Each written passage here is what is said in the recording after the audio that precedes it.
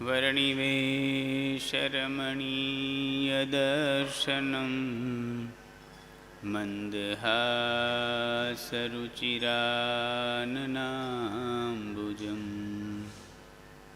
पूजितं सुरनरोत्तमेर्मुदा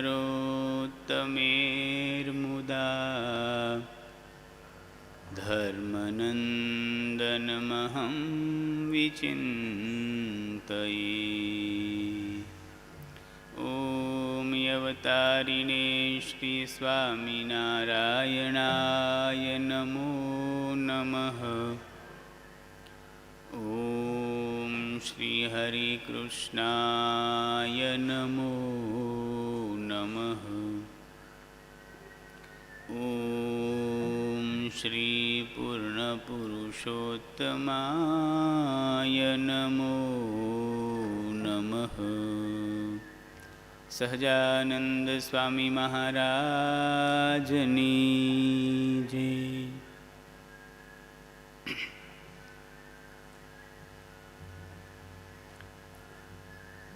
ધીરજાખ્યાનમાં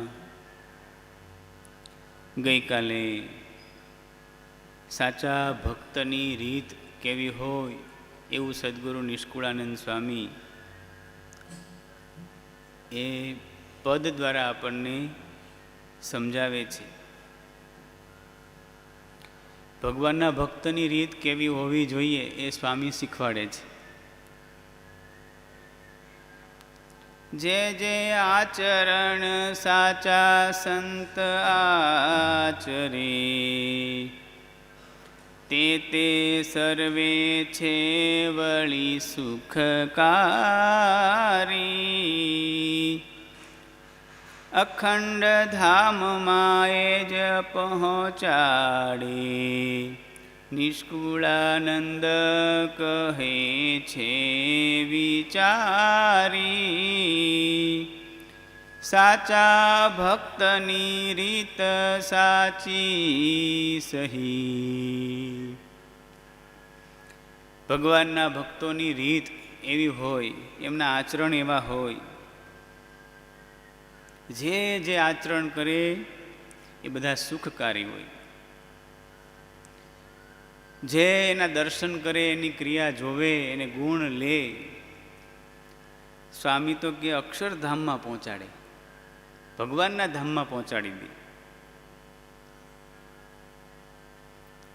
અને સંતોની ક્રિયા પણ એવી હોય. ભક્ત ચિંતામણીમાં લખ્યું છે, કુસંગી દેખી સત્સંગી થાય. સંતોની એવી સઘળી ક્રિયા એ કુસંગી દેખી સત્સંગી થાય. સંતોની એવી ક્રિયા હોય. સંતો ગામડા ફરતા ફરતા એક ગામમાં પધાર્યા. સંતોનું મંડળ. તળાવને કિનારે ઉતારો થયો હશે. હવે ગામમાં ક્યારેય કોઈ દિવસ સ્વામિનારાયણના સંતો આવેલા નહીં, ગામના લોકોએ ક્યારેય જોયેલા નહીં. પહેલાં વહેલા ગામમાં સંતો આવ્યા એટલે અડધું ગામ જોવા માટે ભેગું થયું. ઓહો, કે આ સંતો આવ્યા છે. ભેખધારી હોય એને તો બીજું દેખાય. પહેલાંના સમયમાં એ બાબાઓ, ભેખધારીઓ, સંન્યાસીઓ ગામડે ગામડે ફરતા હોય એટલે બધા સંતોની રીતભાત બધી અલગ, સંતોનો સૌમ્ય વેશ, ક્રિયાઓ બધી એવી. સહેજે કોઈ પણ અજ્ઞાની જીવ હોય એને ગુણ આવે જોવે તે. એટલે સંતોનો વેશ બધાને ગમ્યો, સૌમ્યતા બધાને દેખાણી. તળાવને કિનારે સંતો સવારનો સમય હોય, સ્નાન કરતા હોય. એમાં ગામના એક બાપા, ગામના ભાભા એ ડોસાને સંતો સવારે સ્નાન કરીને ઝટપટ આમ ધોતિયા પહેરતા હોય, એક હાથે આમ પાટલી વાળતા હોય ને, આવું જોયું નહીં ક્યારેય. અને સંતોને સહેજે દરરોજની નિત્ય ક્રિયા એટલે ધોતિયું પહેરવામાં એકદમ સ્પીડ હોય. અને સંતો ભગવાનના સાચા ભક્તો છે એ દેહની ક્રિયા બધી ઉતાવળે કરતા હોય. ભગવાનની ભક્તિ પૂજા વગેરે એ શાંતિથી કરે અને દેહની ક્રિયા બધી ઉતાવળે કરે. એટલે સંતો સવારમાં સ્નાન કરી એ ધોતિયું ફટાફટ ધોઈ અને જે ધોતિયું પહેરતા હોય અને એક હાથે આમ પાટલી પાડીને ફટાફટ આમ અને એકદમ કડસલી વ્યવસ્થિત ધોતિયું. પેલા બાપાને ડોસાને આ ગમી ગયું, એકદમ આ ક્રિયા સંતોની નજર આમ હિત દેખાય. અને સંતો તો જતા રહ્યા અને ગામમાં કોઈ સાધુ સંન્યાસી આવે, કોઈ ભેખધારીઓ આવે એટલે સીધી બાપા આ જ વાત શરૂ કરે. ઓલા સ્વામિનારાયણના સાધુ આવ્યા હતા અને એમાં એક સાધુ આમ ધોતી પહેરતા હતા, પોતળી કહે ગામડામાં, પોતળી પહેરતા હતા. એની પાટલી, એની પહેરવાની રીત અને ઝડપ એને ગમી ગઈ. વારે વારે કોઈ આવે ને સીધી આ જ વાત કરે.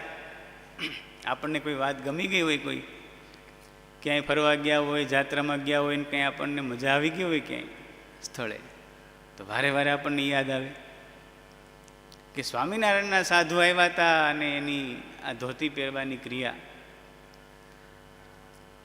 એમાં એ ડોસાનો અંતકાળ આવ્યો, પથારીવશ થયા. ઘરના સભ્યો બધા કે દાદા ભગવાન સંભાળો, ભગવાન. ત્યાં એ બાપાને ઓલું યાદ આવી ગયું કે સંતો આવ્યા હતા ગામમાં સ્વામિનારાયણના, અને અંતકાળે ભગવાનનું નામ યાદ આવે, એથી મોટું બીજું શું કહેવાય. અને એમને ભગવાનનું નામ યાદ આવ્યું અને એ સંતો યાદ આવ્યા. ત્યાં તો અંતકાળે સંતો એ ધોતી પહેરતા હતા ને, એ સંતો બધા મંડળ દેખાણાઓ, અને એનો અંતકાળ સુધરી ગયો, ભગવાનના ધામમાં પહોંચી ગયો. સંતોની એવી સઘળી ક્રિયાય કુસંગી દેખી સત્સંગી થાય. આવા નિષ્કુળાનંદ સ્વામી ભક્તોના આખ્યાન એક પછી એક લખ્યા છે. 57માં કડવામાં મુદ્ગલ ઋષિનું આખ્યાન આવે છે. સ્વામી આગળનું આખ્યાન આપણને સંભળાવે છે.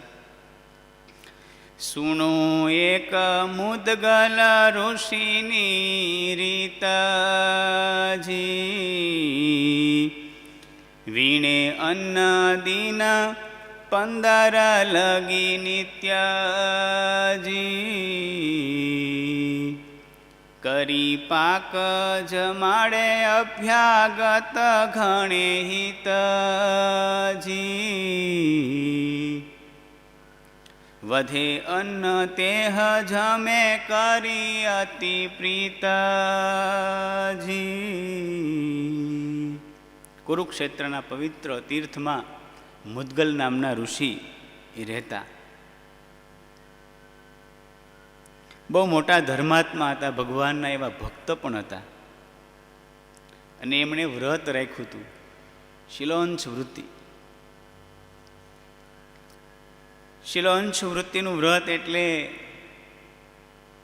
ખેતરમાં દાણા વેરાયા હોય, પાક બધાય લઈ લીધા પછી જે પાછળ ખેતરમાં વેરાયેલા દાણા હોય ને, પહેલાંના સમયની અંદર એ કોઈ પણ વીણમાં આવે તો એ બધા ના ન પાડતા, એને હલો કહેતા, કાઠિયાવાડી શબ્દ. કોઈ બહારના માણસો વીણમાં આવે તો એને વીણમાં દે, ઉદારતા. એ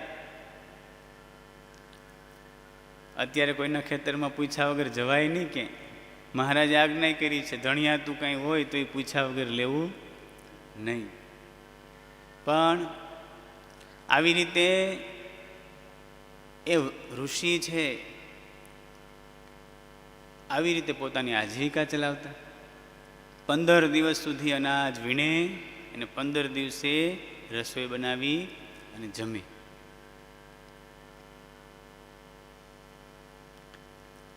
જુદા જુદા પ્રકારની વૃત્તિ હોય છે, કે મધુકર વૃત્તિ, અજગર વૃત્તિ, અલગ અલગ સાધુ સંન્યાસીઓની આવી ભિક્ષા કે પોતાના નિર્વાહ માટેની બધી વૃત્તિઓ હોય છે. આ શિલોંશ વૃત્તિ, શીલ અને વૃત્તિ અને ઉંચ વૃત્તિ બે અલગ અલગ છે, પણ અહીંયા શિલોંશ વૃત્તિ બે ભેળી કીધી.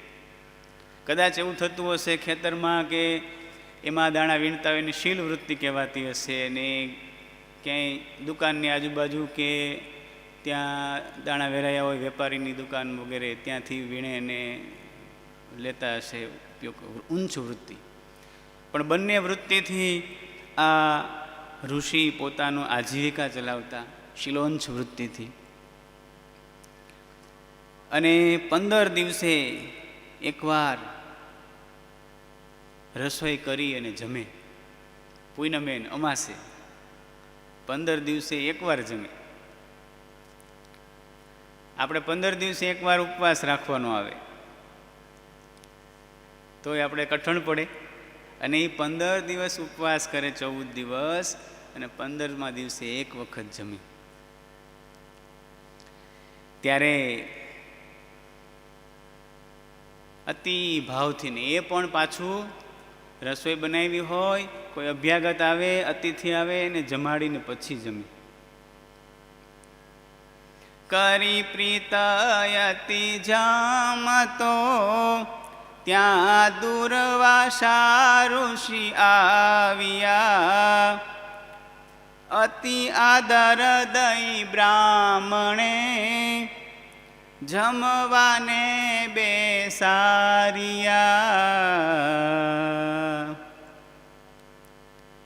દુર્વાસા ઋષિ આવ્યા, અભ્યાગતને જમાડીને પછી જમે. દુર્વાસા ઋષિ આવ્યા એટલે આ તો બહુ રાજી થયા મુદ્ગલ ઋષિ, અને અતિ ભાવથી આદરથી એને જમવા માટે આસન આપ્યું, ચરણ વગેરે ધોયા હશે અને જમવા માટે બેસાડ્યા. અને દુર્વાસા ઋષિ એટલા માટે આવ્યા હતા કે આ શિલોંચ્છ વૃત્તિ રાખી અને મુદ્ગલ ઋષિ પોતાની આજીવિકા ચલાવતા અને એમની કીર્તિ માંડી વધવા. ચારે બાજુ વાતો થવા માંડી કે આ મુદ્ગલ ઋષિ છે આવી રીતે દાણા વીણે છે, શિલોંચ્છ વૃત્તિ રાખી અને એ પણ પાછું અભ્યાગતને જમાડી અને પછી જે વધ્યું હોય ને એ જમે છે. આવી બધી વાતો થવા માંડી એટલે ભગવાનની કોઈ પ્રેરણાથી એની પરીક્ષા કરવા માટે દુર્વાસા ઋષિ આવ્યા. અને દુર્વાસા ઋષિ એમનો સ્વભાવ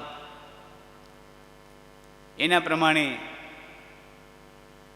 એ જમવા માટે બેઠા અને કીધું જેટલું હોય એટલું લાવો. બધું આગળ મગાવી લીધું. જેટલા ઘરના સભ્યો 3-4 ઋષિ હતા, એમના પત્ની, એમના દીકરા, એમના પુત્ર વધુ, એ બધાનું મગાવી લીધું. અને જેટલું જમાય એટલું જમી લીધું. અને પછી વધ્યું ને એ બધું શરીરે ચોપડી દીધું. હા, કંઈક રોગ થયો હોય ચામડીનો અને પછી ઓલા ગાયનું ગોબર લગાડ્યું હોય અથવા તો કંઈ એવી ઉપાય બતાવ્યા હોય ને એવું શરીર દર્શન થાય દુર્વાસા ઋષિનું. જેટલું ખીચડી કે વધારે જે કંઈ પાક હશે એ બધું શરીરે લગાડી અને જતા રહ્યા. જમી અન્ન જે વધ્યું હતું તે ચોળી પોતાને તન, ચટક દઈ ચાલીની સરા ગયા શિવને ભવન. કૈલાસમાં જતા રહ્યા. જેટલું અન્ન વધ્યું હતું એ બધું શરીરે ચોપડી દીધું. હવે આપણે આ વાત સાંભળી તો આપણને એમ થાય આવું થોડું કરાય. 15 દિવસે અનાજ ભેળું કર્યું હોય, અતિથિને જમાડવાની કોઈ વાંધો નથી, જેટલું પેટ ભરીને જમવું એટલું જમે.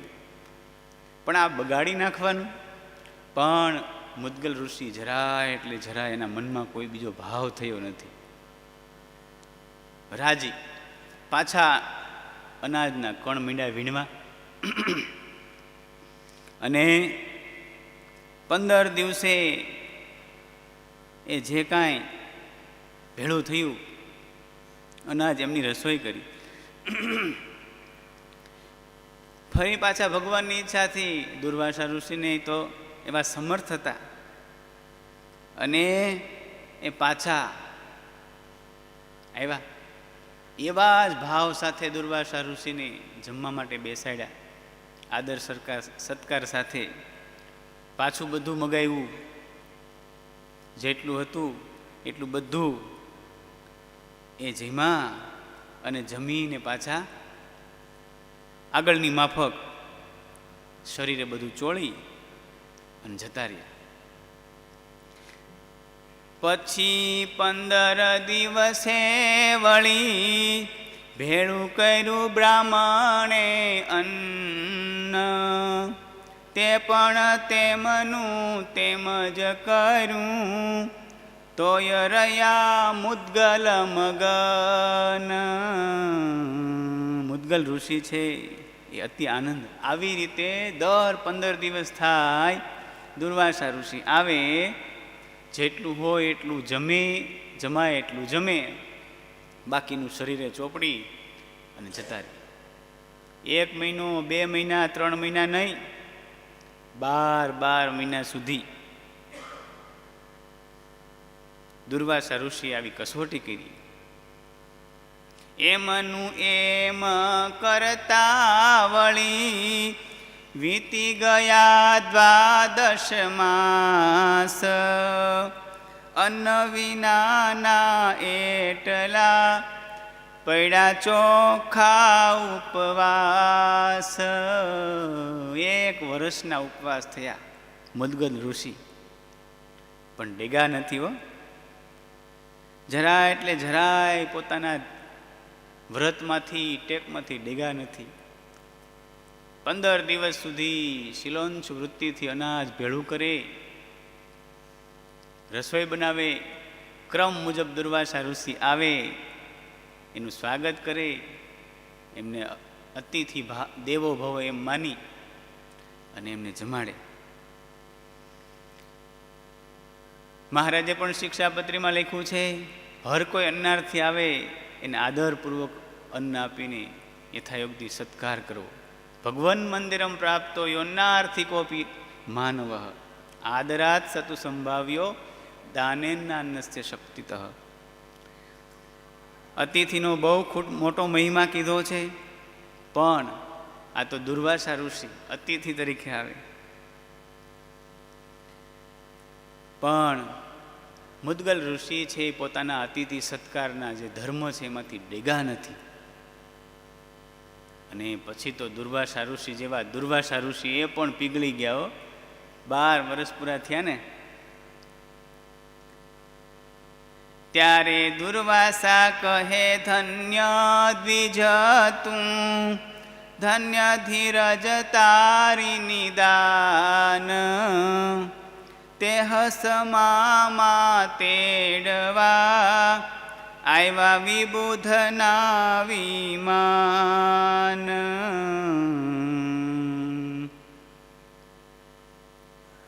દુર્વાસા ઋષિ એમ તો એ સમર્થ હતા ને, શિવનો અંશાવતાર કહેવાય. અને મહારાજે પણ વચનામૃતમાં લખ્યું છે, દુર્વાસાએ ક્રોધ રાખ્યો છે એ ગુણ જાણીને રાખ્યો છે. એ બ્રહ્મ રૂપ હતા, બ્રહ્મ સ્થિતિને પામેલા હતા, એ ભગવાનના એવા ભક્ત પણ હતા.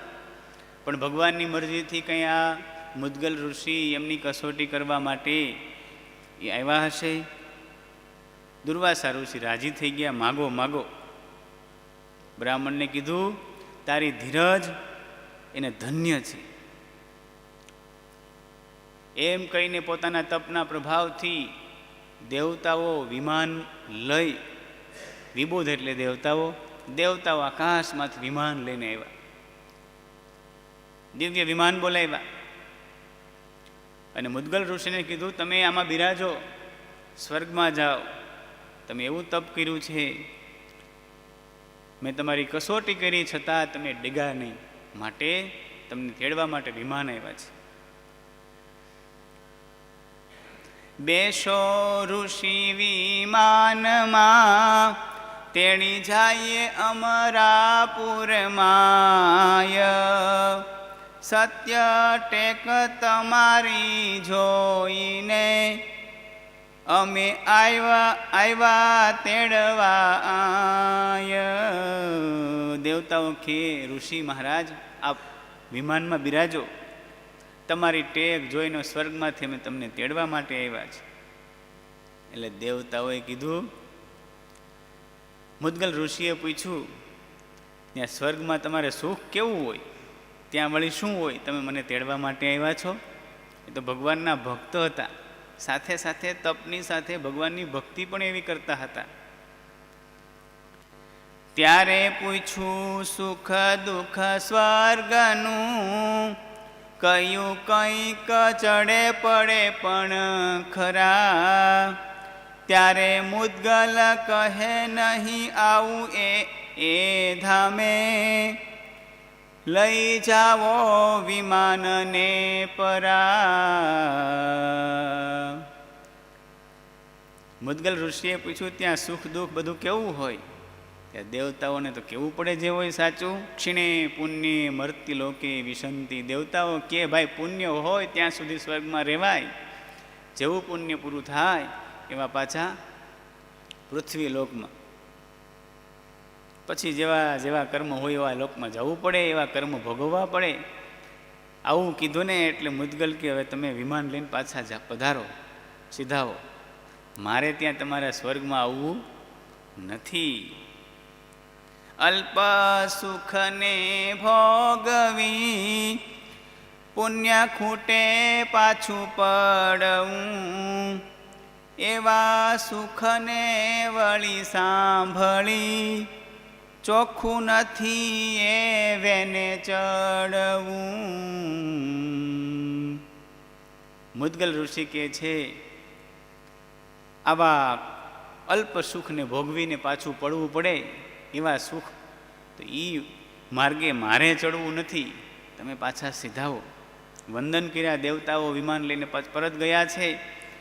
ભગવાનની ભક્તિ કરતાં કરતાં અને આવી શિલોંચ વૃત્તિથી ભગવાનનું વ્રત કરે છે અને તપ કરે છે. ભગવાન પ્રસન્ન થયા અને ધામમાંથી ભગવાનના વિમાનો આવ્યા તેડવા માટે. નિષ્કુળાનંદ સ્વામી લખે છે એનો સમય થયો પછી અવધે તન તજી કરી ગયા તે અખંડ ધામમાં. નિષ્કુળાનંદ કહે સહ્યું કષ્ટ જે તેહ આવ્યું કામમાં.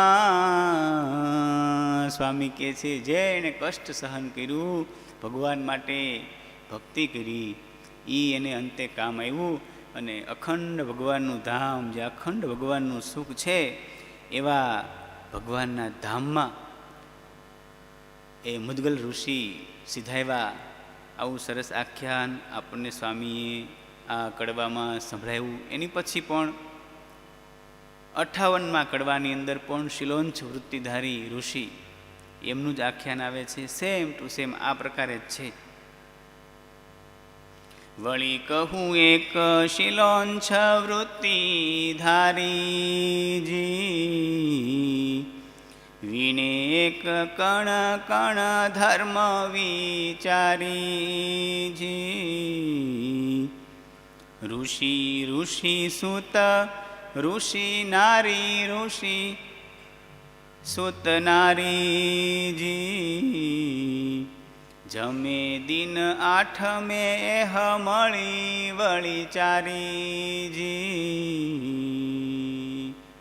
ઋષિ ઋષિ પત્ની, એમના દીકરા અને દીકરાના પત્ની, આ ચારે મળી અને 8મે દિવસે, પહેલાં 15મે દિવસે જમતા હતા. આ શિલોંચ વૃત્તિધારી ઋષિ છે એ 8મે દિવસે જમે છે. ચારેય મળી અને ભેગા થઈને જમે છે. ત્યાં એમની પરીક્ષા લેવા માટે સ્વયં ધર્મદેવ એ ગરીબ બ્રાહ્મણનું રૂપ લઈ અને આ શિલોંચ વૃત્તિધારી ઋષિ મહાત્મા એમની કસોટી કરવા માટે એમના ઘરે પધારે છે. ચારે બેઠા જ્યારે જમવાને, હતો સાથું શેર જુગલ. ત્યારે ધર્મ ધરી રૂપ દ્વિજનું, તક જોઈ આવ્યા તેહ પળ. બ્રાહ્મણનું રૂપ લઈ ધર્મદેવ ત્યાં જમવા માટે આવ્યા અને આવી કીધું કે હું ભીખો છું, મને જમવા માટે અન્ન આપો.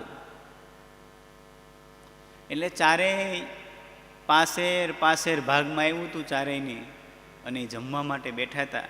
એટલે ઋષિએ પોતાના ભાગનું જે પાસેર અન્ન હતું એ જે બ્રાહ્મણ રૂપે ધર્મદેવ આવ્યા હતા, ધર્મરાજ, એમને આપ્યું.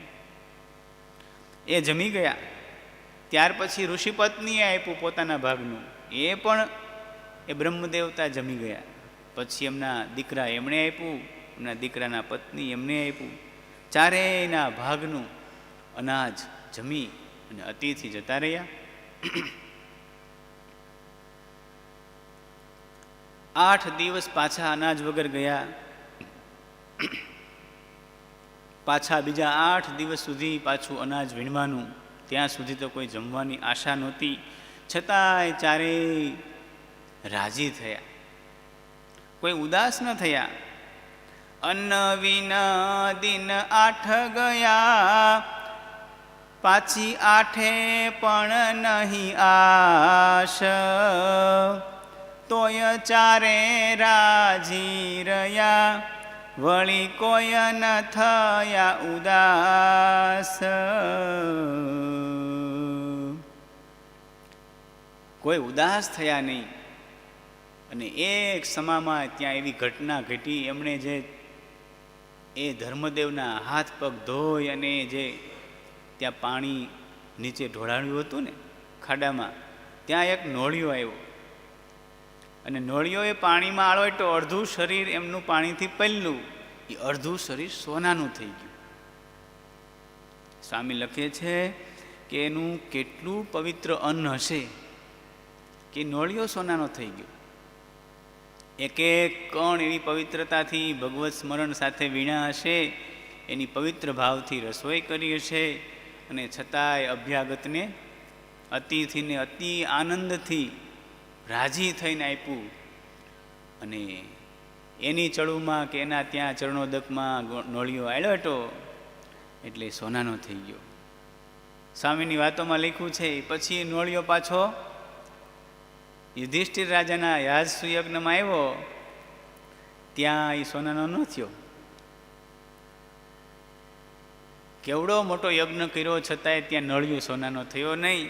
અને અહીંયા નોળિયો સોનાનો થઈ ગયો, કારણ કે એ ઋષિનું શુદ્ધ અન્ન હતું ને. એવું શુદ્ધ અન્ન એ હનું, તે જમિયા વૃષભવળી. રાજી થયા ઋષિ ઉપરે, જાણ્યું આપું સમૃદ્ધિ સઘળી. ઋષિ ઉપર ધર્મદેવ રાજી થયા અને દ્વિજમાંથી ધર્મદેવ રૂપે પ્રગટ થયા. અને કીધું, માગ માગ. ઋષિ હતા, એમને કીધું, માગો, તમે જે માગો, સંપત્તિ સમૃદ્ધિ જે માગો તે હું તમને આપીશ. પણ આ ઋષિએ તો એમ કીધું કે ધર્મદેવ, તમે રાજી થયા હો તો મારે બીજું કાંઈ જોતું નથી, બસ તમે રાજી થયા છો એ ઘણું, નહીં તું કાંઈક માગ. ધર્મદેવે બહુ આગ્રહ કર્યો ધર્મરાજે. એટલે એ તો નિષ્કામી હતા, ભગવાનને રાજી કરવા માટે એ તપ કરતા હતા, ભક્તિ કરતા હતા. એમણે કીધું, અમને ભગવાનનું ધામ આપો. ત્યારે ધર્મદેવ એમને તથાસ્તુ કહી કે જાઓ, તમારી ભક્તિ જોઈને ભગવાન તમારા ઉપર પ્રસન્ન થશે, ભગવાન એમને તમને ધામ આપશે. આવું કહી અને ધર્મદેવ છે અંતર ધ્યાન થયા છે. સ્વામી લખે છે કે આવી રીતે કોઈ પણ અભ્યાગત ઘરે આવે, ભૂખો માણસ આવે અને અન્ન માગે, પોતાની શક્તિ પ્રમાણે અન્ન આપવું જોઈએ, ક્યારે એનું અપમાન ન કરવું જોઈએ. એમ સમે આવી કોઈ અન્ન જાચે, વળી હોય ક્ષુધાએ આતુર. પોચ પ્રમાણે આપવું, રાજી થઈ જન જરૂર. આવી રીતે પ્રસન્ન થઈને અતિથિને અન્ન આપવું જોઈએ, કારણ કે આપણા શાસ્ત્રોમાં અતિથિને દેવ સમાન માનવાનું કીધું છે. અતિથિ દેવો ભવ. નહીંતર ઘણી વખત અભ્યાગત કોઈ આવ્યો હોય તો આવા નવા હેલાવે, એવા શબ્દો બોલે બિચારાને આપે તો નહીં, પણ એવા શબ્દો બોલે ને ઉલટાનું એનું અપમાન કરે. સ્વામી લખે, અન્ન આપે ઉત્તર આપે, કા તો સંતાપે કઠણ કહી, નિષ્કુળાનંદ હરિજનની એવી રીત જોઈએ નહીં. સ્વામી કે ભગવાનના ભક્તની આવી રીત ન હોવી જોઈએ. ભગવાનના ભક્ત હોય એ કોઈ પણ નહીં, કદાચ ન આપી શકે તો મધુર વચને બોલાવી, પણ એનું અપમાન ન કરવું જોઈએ. અતિથિનો આવો મહિમા છે. મુદ્ગલ ઋષિ અને આ શિલોંચ વૃત્તિધારી ઋષિ, આ બંનેના આખ્યાન દ્વારા સ્વામી આપણને એવું સમજાવે છે, ધીરજ રાખવાનું કહે છે. અને એ સમયે ધીરજ રાખવી બહુ અઘરી હોય. અને એમાંય અભ્યાગત આવે અને એ આવી રીતે દુર્વાસા ઋષિ જેવા હોય તો, બીજી વાર આવ્યા હોય તો આપણે શું કહીએ? લાકડી લેવો. આવી રીતે બગાડે ઘરે આવીને. પણ એ ઋષિની કેટલી ધીરજ હશે, સ્વામી આપણને એવું શીખવાડે છે. આપણે પણ આવું મન ધીરજવાળું કરવું જોઈએ, તો મહારાજ ભગવાન આપણા ઉપર રાજી થાય. સહજાનંદ સ્વામી મહારાજની જય. આજના ઠાકોરજીના શિરામણી આપણા પરમ ભક્ત સરંભડા નિવાસી મગનભાઈ ગઢિયા, એમના તરફથી ઠાકોરજીના થાળ છે. અને સાથે સાથે દિલીપભાઈ ગઢિયા, એમના તરફથી પણ ઠાકોરજીને થાળ છે. અહીંયા પૂજ્ય શ્વેત વૈકુંઠ સ્વામી પાસે પધારશે. સહજાનંદ સ્વામી મહારાજની જય.